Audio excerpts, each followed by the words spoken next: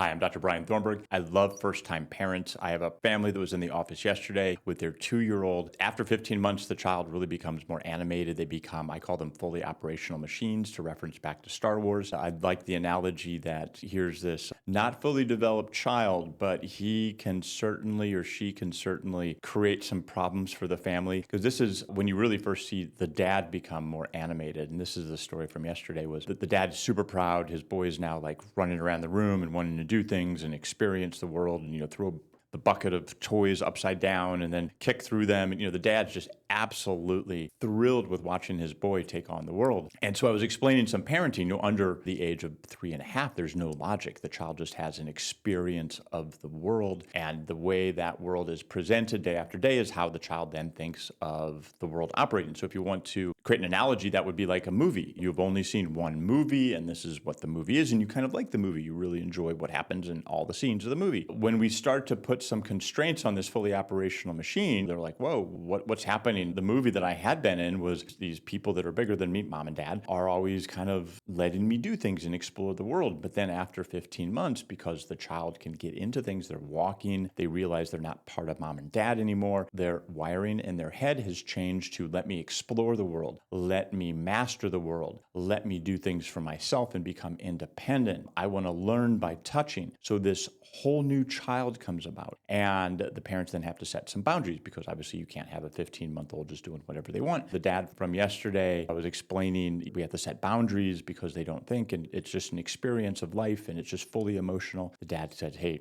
he's a really accomplished father, self-made, done very well for himself, and I want to emphasize the self-made. He's very streetwise, and he said, Doc, I get you. You got a lot of schooling, but I just got to tell you, my boy thinks. And I said, oh yeah, tell me about that. And he says, well, if he's about to do something he's not supposed to do, he goes to reach for it, and he kind of looks back at me, and he looks back down, and he looks back at me. He says, he's thinking about doing something. And I smile and I said, he's not thinking, he's just learning where he ends and the rest of the world begins. And so he's looking to you. He's deciding, is this part of my world, or is this something that I have to surrender to the outside experience? It's coded in play. It appears very like thinking. Play is not logical. It's not thinking. I'm learning the rules of the game here. Doc's like, I don't know. I think he's really thinking. And I said, well, not to diminish the intelligence of your child, but I said to the dad, your dog will do the same thing. If you put a piece of meat down there, know they're not supposed to eat it. They'll look at you and then look back at the meat, and then they'll look at you, and they're going to make a decision. Is that meat worth it? It was great, because then the dad paused, he got introspective, and he was like, you know what, that kind of makes sense. I love first-time parents. They're a lot of fun to watch move through the stages and learning about their kids. I really enjoy that. Thanks.